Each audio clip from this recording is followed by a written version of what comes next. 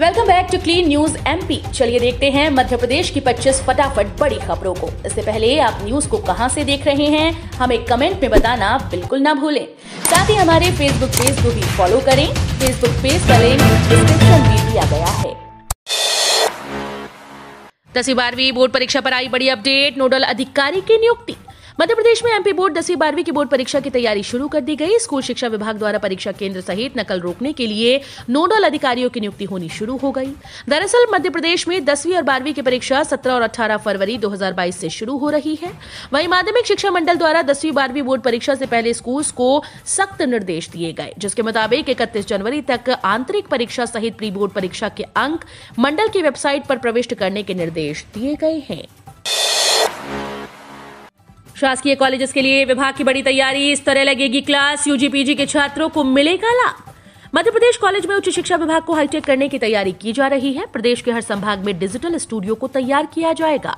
इसके लिए तैयारी शुरू कर दी गई। दरअसल मध्य प्रदेश में पिछले 2 सालों से कोरोना महामारी को देखते हुए बच्चों की शिक्षा पर खासा असर पड़ा है, जिसके बाद उच्च शिक्षा विभाग के द्वारा नए सत्र से बड़ी तैयारी की जाएगी।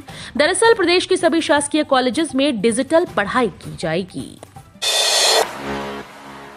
पीएम योजना से भोपाल सहित 5 शहरों में इलेक्ट्रिक बसें चलाने का प्रस्ताव सरकार ने किया स्वीकार।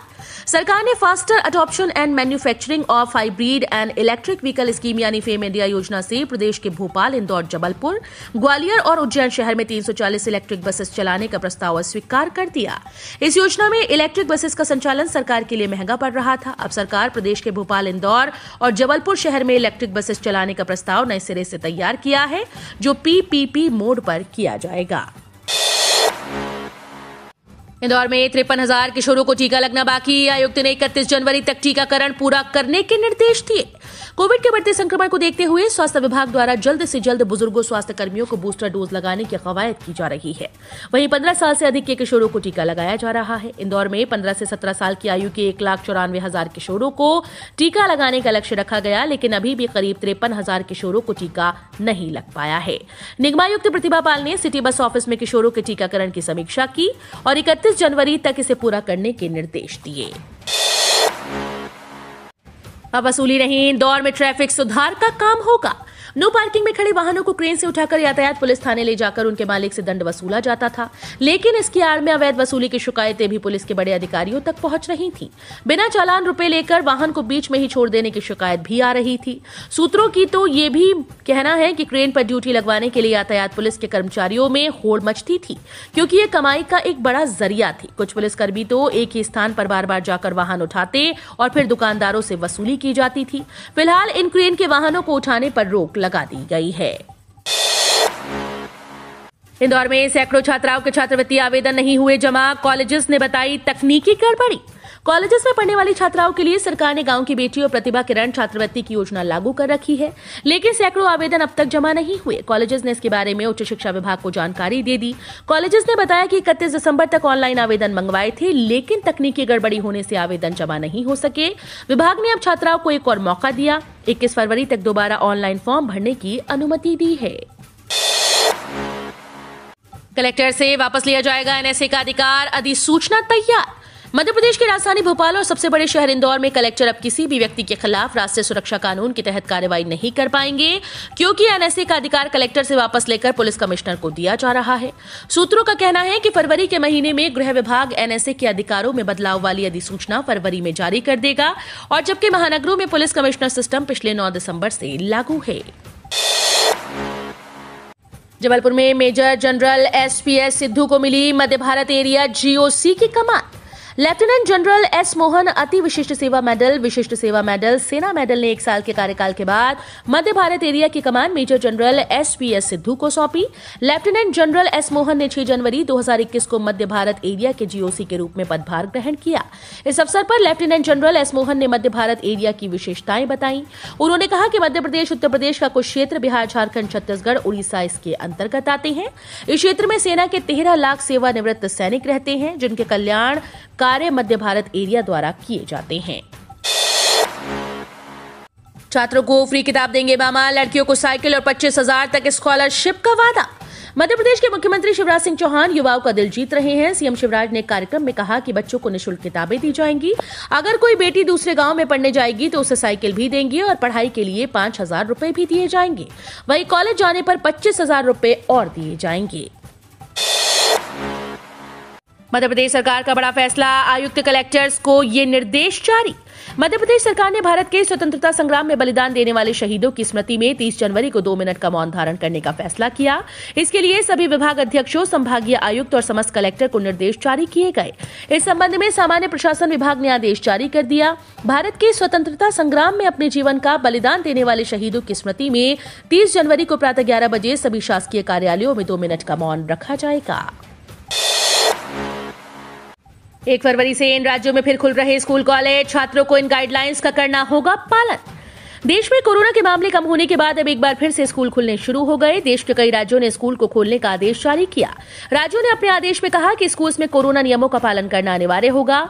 चलिए जानते हैं कि आखिर कौन कौन से राज्यों में स्कूल खुल रहे हैं। उत्तर प्रदेश में 15 फरवरी 2022 तक स्कूल बंद रखने का ऐलान किया गया है। महाराष्ट्र में 24 जनवरी से 1 से 12वीं तक के स्कूल खुल चुके हैं। वहीं मध्य प्रदेश में 31 जनवरी तक स्कूल बंद है। 31 जनवरी को समीक्षा बैठक की जाएगी, जिसमें 1 फरवरी से स्कूल खोलने पर फैसला लिया जा सकता है। इंदौर निगमायुक्त ने नौलखा चौराहे से आजाद नगर चौराहे तक सेंटर डिवाइडर का कार्य 3 दिवस में शुरू करने के दिए निर्देश। निगमायुक्त प्रतिभा पाल ने नौलखा चौराहा से आजाद नगर डेली कॉलेज, जिला जेल चौराहे से मुसाखेड़ी तक निर्माणाधीन रोड का निरीक्षण किया। आयुक्त ने रोड किनारे फुटपाथ पर सघन वृक्षारोपण और खुली जमीन पर ग्रीन बेल्ट विकसित करने के निर्देश दिए। निरीक्षण के दौरान अपर आयुक्त अभय राजन गांवकर, अधीक्षण यंत्री अशोक राठौर, प्रभारी यातायात पीसी जैन, उपयंत्री पराग अग्रवाल, कंसल्टेंट और कार्य करने वाली एजेंसी के प्रतिनिधि व अन्य उपस्थित थे। सुपर 30 की तर्ज पर भोपाल में गरीब बच्चों के लिए जनता क्लासेस चलाएगी बुद्धिस्ट सोसाइटी। जरूरतमंदों की सेवा करने के लिए अक्टूबर 2021 में राजधानी के चूना भट्टी बौद्ध विहार में बुद्धिस्ट सोसाइटी ने जनता फ्रिज की शुरुआत की। इस फ्रिज में संपन्न परिवारों के लोग जरूरतमंदों के लिए दूध, दही, मट्ठा, ब्रेड, बिस्किट, पनीर सहित अन्य सामग्री रख जाते हैं। जरूरतमंद लोग अपने हिसाब से जरूरी सामग्री ले जाते हैं। मानव सेवा का ये सिलसिला निरंतर चल रहा है। इसी को आगे बढ़ाते हुए बौद्ध विहार में नेकी की दीवार शुरू की। मध्य प्रदेश में पुरानी पेंशन व्यवस्था बहाली के लिए कर्मचारी 2 माह से चला रहे हस्ताक्षर अभियान, बढ़ रहा समर्थन। मध्य प्रदेश में कर्मचारियों का एक बड़ा गुट पुरानी पेंशन प्रणाली बहाल करने की मांग कर रहा है। ये मांग अपनी अपनी तरह से की जा रही है। कुछ कर्मचारियों ने इसके लिए हस्ताक्षर अभियान छेड़ रखा है। ये वे कर्मचारी हैं जो चतुर्थ और तृतीय श्रेणी से आते हैं और इनका वेतन पहले से कम है।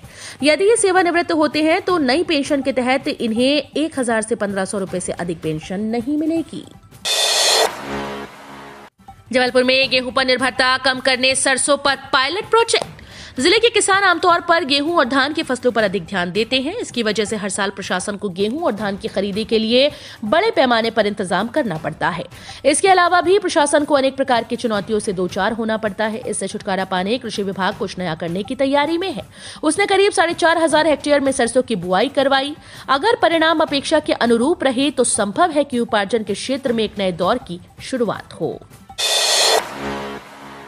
ग्वालियर के MITS में खुलेगा मध्य प्रदेश का पहला ड्रोन स्कूल। इंदिरा गांधी राष्ट्रीय उद्यान अकादमी से हुआ अनुमान। इंदिरा गांधी राष्ट्रीय उड़ान अकादमी एक ऑटोनॉमस बॉडी है और मिनिस्ट्री ऑफ सिविल एविएशन के अंतर्गत कार्य कर रही है। इस MOU से Madhav institute of technology and science में प्रदेश का पहला ड्रोन खुलने जा रहा है। ज्ञात हो कि पिछले महीने केंद्रीय नागरिक उड्डयन मंत्री ज्योतिरादित्य सिंधिया ने MITS में हुए ड्रोन मेले के समय प्रदेश में 5 ड्रोन स्कूल खोलने की घोषणा की थी। जानकारी देते हुए MITS के निदेशक डॉक्टर RK पंडित ने बताया कि प्रदेश का पहला ड्रोन स्कूल अब MITS में खुलने के लिए MOU हस्ताक्षरित हुए हैं। हजारों वृद्ध, दिव्यांग व कल्याणी महिलाओं को नहीं मिली सामाजिक सुरक्षा पेंशन की एक किश्त। हजारों पेंशन भोगियों को दिसंबर 2021 माह की सामाजिक सुरक्षा पेंशन नहीं मिली। इसके तहत हर माह की 5 तारीख तक 600 रुपए का भुगतान किया जाता है। ये पेंशन वृद्ध, दिव्यांगजन, कल्याणी महिलाओं को मिलती है जो इस बार नहीं दी गई। जनवरी 2022 का महीना भी निकलने वाला है। इस बात से नाराज हजारों प्रभावितों ने चेतावनी दी है कि 31 जनवरी तक पेंशन का भुगतान नहीं किया जाता है तो वे श्रम मंत्री के बंगले का घेराव करेंगे। प्रधानमंत्री जीवन ज्योति बीमा योजना भारत सरकार की एक बहुत ही बड़ी और अच्छी पहल है। इस योजना में न केवल गरीब और वंचित वर्ग के लोगों को बीमा मिलेगा, बल्कि उनको बच्चे को भविष्य में इस योजना से अच्छे खासे पैसे मिलेंगे। इस योजना में लाभार्थी की किसी भी प्रकार से मौत पर नॉमिनी या परिवार को 2 लाख रुपए की राशि मिलती है। मध्य प्रदेश के इन जिलों में शीतलहर की चेतावनी, कोल्ड डे कोहरे का भी अलर्ट। फरवरी 2022 से पहले मध्य प्रदेश के मौसम में बदलाव का दौर मिल रहा है। कहीं तापमान में गिरावट तो कहीं शीतलहर कोल्ड डे के प्रकोप देखने को मिल रहे हैं। पिछले 24 घंटे में सबसे न्यूनतम तापमान उमरिया और नौगांव में 3 डिग्री सेल्सियस दर्ज किया गया। वहीं 7 दर्जन जिलों में कोल्ड डे और 6 जिलों में कोहरे का येलो अलर्ट जारी किया। मौसम विभाग के मुताबिक शनिवार 29 जनवरी को एक नए पश्चिमी विक्षोभ के हिमालय क्षेत्र में पहुंचे हैं, जिसके चलते तापमान में परिवर्तन देखने को मिल रहा है। सहारा में लगाया है पैसा और मैच्योरिटी पर नहीं मिल रहा, तो ये खबर आपके काम की। मोटर रिटर्न पाने के लालच में लोगों ने सहारा की कंपनीज में हजारों करोड़ रुपए का निवेश किया, लेकिन मैच्योरिटी पर इन कंपनीज ने निवेशकों को पैसा देने के बजाय ठेंगा दिखा दिया। इन कंपनीज पर निवेशकों से 50,000 करोड़ रुपए जुटाने और फिर इन पैसों के गबन का आरोप है। गंभीर धोखाधड़ी जांच कार्यालय सहारा की कंपनीज के खिलाफ इस कथित धोखाधड़ी की जांच कर रहा था, लेकिन दिल्ली उच्च न्यायालय ने इस पर रोक लगा दी है। NHPC लिमिटेड ने 133 जूनियर इंजीनियर पदों के लिए भर्ती के लिए एक अधिसूचना प्रकाशित की। NHPC limited civil electrical mechanical engineering से जूनियर इंजीनियर की भर्ती करना चाहता है। इच्छुक इंजीनियर पर या उससे पहले ऑनलाइन आवेदन कर सकते हैं। 21 फरवरी 2022 कुल 133 रिक्तियां उपलब्ध हैं, जिनमें से 68 सिविल इंजीनियर्स के लिए, 34 इलेक्ट्रिकल इंजीनियर्स के लिए और 31 मैकेनिकल इंजीनियर्स के लिए है। उम्मीदवार जो NHPC के साथ ऑनलाइन पंजीकरण करेंगे और पात्रता मानदंड के अनुरूप सभी आवश्यक जानकारी भर चुके हैं, उन्हें कंप्यूटर आधारित ऑनलाइन टेस्ट के लिए अस्थायी रूप से उपस्थित होने की अनुमति दी जाएगी। बांग्लादेश सीमा पर आधुनिक तारबंदी। पश्चिम बंगाल से सटी भारत बांग्लादेश सीमा पर आधुनिक तारबंदी की जा रही है। BSF इस सीमा पर ऐसे तार लगवा रहा है जिन्हें न काटा जा सकेगा और न ही उन पर चढ़ा जा सकेगा। बंगाल सीमा की सुरक्षा बल के IG अजय सिंह ने बताया कि मौजूदा फेसिंग काफी पुरानी है, उनकी जगह नई और मजबूत फेसिंग की जा रही है। करीब 20 किलोमीटर के इलाके में अत्याधुनिक तारबंदी की जा चुकी है। IG सिंह ने बताया कि इस पर न तो चढ़ा जा सकेगा और न ही इसे काटा जा सकेगा। आपने भी खुलवाया है PPF और सुकन्या समृद्धि में खाता, तो अब मिलेगा बड़ा फायदा। सरकार ने दी जानकारी। पोस्ट ऑफिस पैसे की सेविंग्स के लिए बेस्ट ऑप्शन माना जाता है। अगर आप भी पोस्ट ऑफिस की बचत योजनाओं में पैसा लगाने का प्लान बना रहे हैं तो ये आपके लिए जरूरी खबर है। पोस्ट ऑफिस ग्राहकों को सेविंग्स स्कीम पर ऑनलाइन पैसे जमा करने की सुविधा देता है, यानी अब आप घर बैठे ही इन स्कीम में पैसा लगा सकते हैं। इसके लिए आपको पोस्ट ऑफिस के चक्कर काटने की जरूरत नहीं। आपको शुरुआत में सिर्फ एक बार पोस्ट ऑफिस में खाता खुलवाने के लिए जाने की जरूरत होगी। इसके बाद में आप घर बैठे ही ऑनलाइन राशि जमा कर सकते हैं। गरीब और किसानों को मिल सकती है बड़ी राहत, बढ़ सकती है खाद्य और उर्वरक सब्सिडी। वित्त वर्ष 2022-23 की केंद्रीय बजट की दूरी अब घंटों में सिमट आई। 1 फरवरी को वित्त मंत्री निर्मला सीतारमण संसद के पटल पर आम बजट पेश करेंगी। संसद का बजट सत्र सोमवार से शुरू होगा। बजट को लेकर आम आदमी से लेकर नौकरी पेशा, कारोबारी से लेकर समाज के हर वर्ग को कुछ न कुछ उम्मीद है। चर्चा है कि इस बार बजट में गरीबों को राहत के लिए जारी खाद्य सब्सिडी और किसानों के लिए उर्वरक सब्सिडी की लिमिट को बढ़ाया जा सकता है। कल 8,678 नए कोरोना पॉजिटिव। इन जिलों ने बढ़ाई टेंशन, सीएम का बड़ा बयान। फरवरी 2022 से पहले मध्य प्रदेश में कोरोना की रफ्तार कम होने लगी है। आए दिन नए केसेस में गिरावट दर्ज की जा रही है। पिछले 24 घंटे में 8,678 नए कोरोना पॉजिटिव मामले सामने आए, जिसके बाद एक्टिव केसेस की संख्या 66,000 पहुंच गई। पिछले 24 घंटे में 5 की मौत दर्ज की गई। राहत की बात यह है कि 10,576 मरीज स्वस्थ होकर घर लौटे। वर्तमान में संक्रमण दर 11% के आसपास और रिकवरी रेट 90.81% है। तो ये थी आज की 25 फटाफट बड़ी खबरें। अगर आपको न्यूज पसंद आई हो तो वीडियो को लाइक और शेयर जरूर करें। धन्यवाद।